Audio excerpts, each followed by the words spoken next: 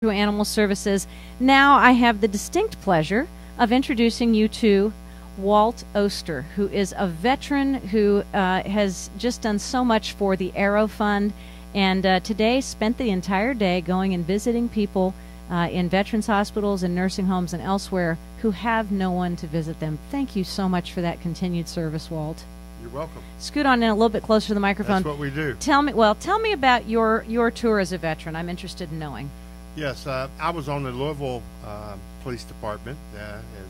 Just got out of the academy and was all fresh. And the Vietnam War broke out, and I was drafted. Mm-hmm.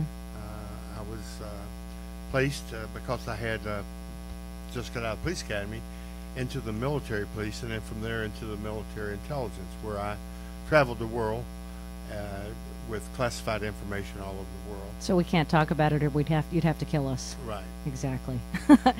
Tell me a little bit more about what happened to you when you left the military and came back into civilian life. Well, when I came back home, I received injuries, but when I came back home, I went back on the police department, and I was one of 39 that were drafted that went. Yeah. I was the only one that went at the time. Wow. And I went to the 2nd District, and there I stayed for 4 years, and then I went to the police motorcycle for about 3 years, and then I went into the Detective Bureau, and then from there I went to the Intelligence Bureau, where I had some background. And yes. I stayed there 17 years, and I retired after 26 years on Louisville Police Department. All right, and then you moved into something that was even more honorable, which is the rescue of animals who can't speak for themselves, and that's with the Arrow Fund. Yes, it is. How it started, I heard of a dog being shot in the west end of Louisville, and the leg was going to have to be amputated, and it took my heart, and I went out to see the dog the next day, and I looked into Rosie's eyes, and I said, "You're coming home with me, and you'll not be hurt no more." Oh, and she has been just a wonderful, wonderful companion for you. Yes, she has. Yeah. The Kentucky Honor Mission Team 12, and you're wearing a hat that says Team Commander. Tell us about those. Yes, we help people that cannot help themselves that are veterans. Mm-hmm. We're on the search for veterans that, whatever need it might be, I might go down to the west end of Louisville for a little man that doesn't know how to fill out his proper papers or something for a disability. Oh, man. Or maybe he would need to go to the hospital to get hearing aids and had no way to get there, and some preacher down. They know me all around the city. They know whatever it is. And let's not forget the women veterans, because exactly. I found one in a Masonic home down here that hadn't had a visitor in 10 years, and someone told me about her, and I visited her 5 years to the day she died. And when I brought my Marine buddy in, he had just lost his daughter, and he told me that he would like to be involved with Miss Bickle. And Miss Bickle, the two of us was for 5 years with Miss Bickle, and when she died, she had a ceremony. We had a ceremony for her. I bet. And I put it on the internet for people to come, and exactly 21 people came. That's ironic. 21 people for a 21-gun salute at the unknown soldier. You know. Oh, man. But we buried her with full military honors. Sheriff Aubrey sent me 4 police cars, mm-hmm. and the Patriot Guard sent me 48 motorcycles. And Miss Bickle got a full escort all the way on her final journey. And when we pulled into the cemetery at Fort Knox, and man, nobody knew this lady. None of them knew her. There was 101 veterans standing at the top of the hill holding American flags. And so when we got up there, I did the service myself. And I said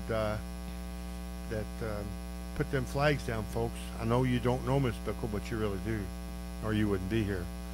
She was a veteran. She was an excellent veteran. She was a woman that taught the men how to fly the Navy fighter planes from a simulator. She had a college education, and she just had no one until she met Dale Lamond and myself. Mm-hmm. Dale was a Marine, and our group Team 12, by the way, is made up of all branches of the military service.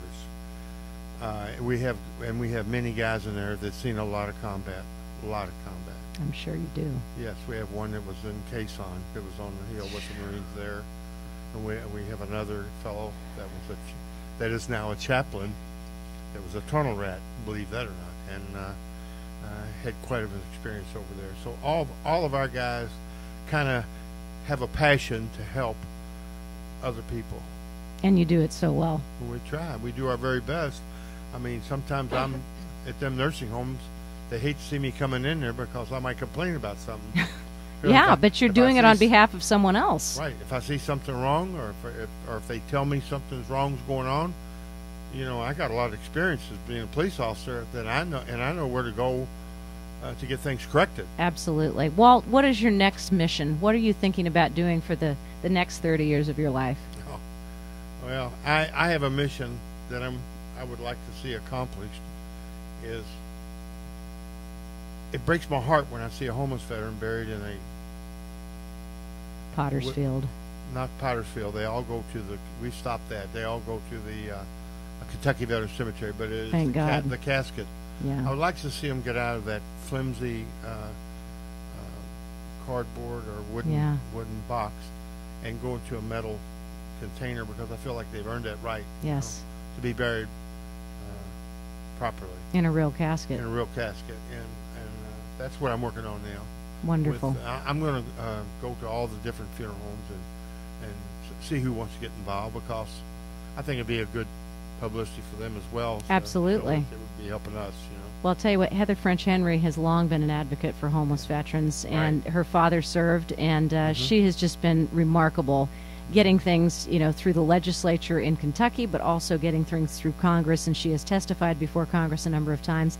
And so I'm going to give a shout out to Heather French Henry, who is one of my dear friends, all of the people who have served in the military of any branch, my own mother and father, who were World War II Navy veterans. Great. And to everybody who's listening today who supports our servicemen and women and our service dogs.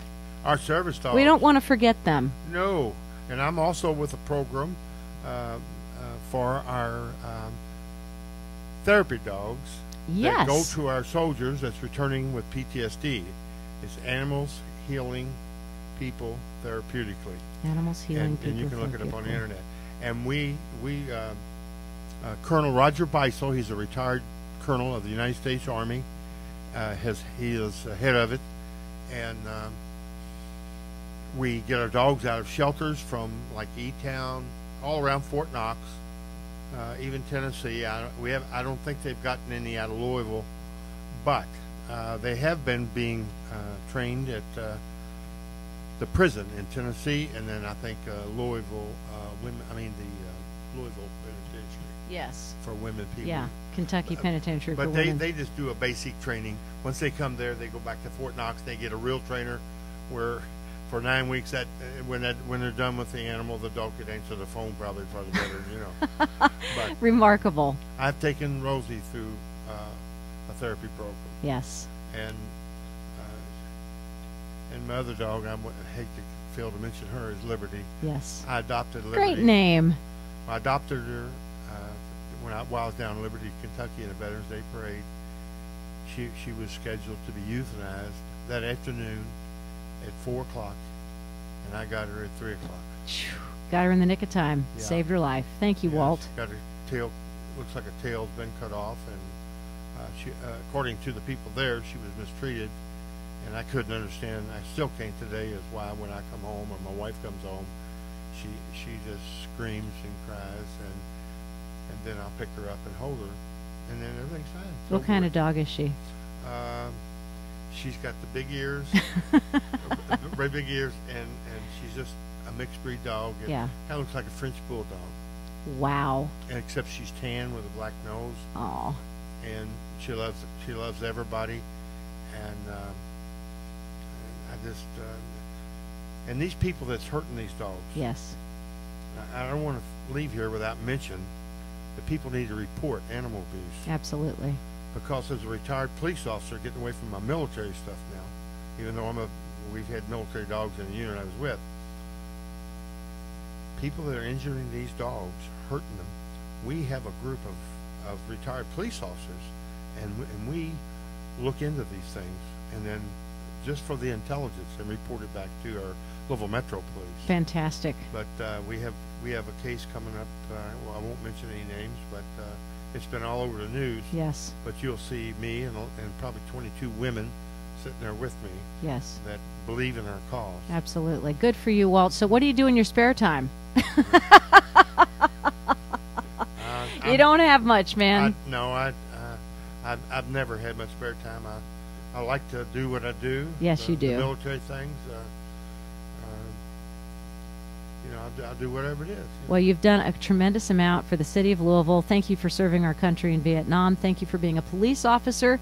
Thank you for the work that you're doing to make sure that homeless veterans are buried in appropriate caskets. We really, really appreciate that. And thanks for all you do to help the Arrow Fund. Thank you. You're fantastic. Walt Oster, who is our representative of all veterans today at Crescent Hill Radio, keep up the good work. Thank you for having me. Oh, thank you so much, Walt. Don't go away. I'm going to play a little song here, Niles Foley, and then we're going to get to say goodbye to you, and I can give you a real hug. Okay. All right, here we go.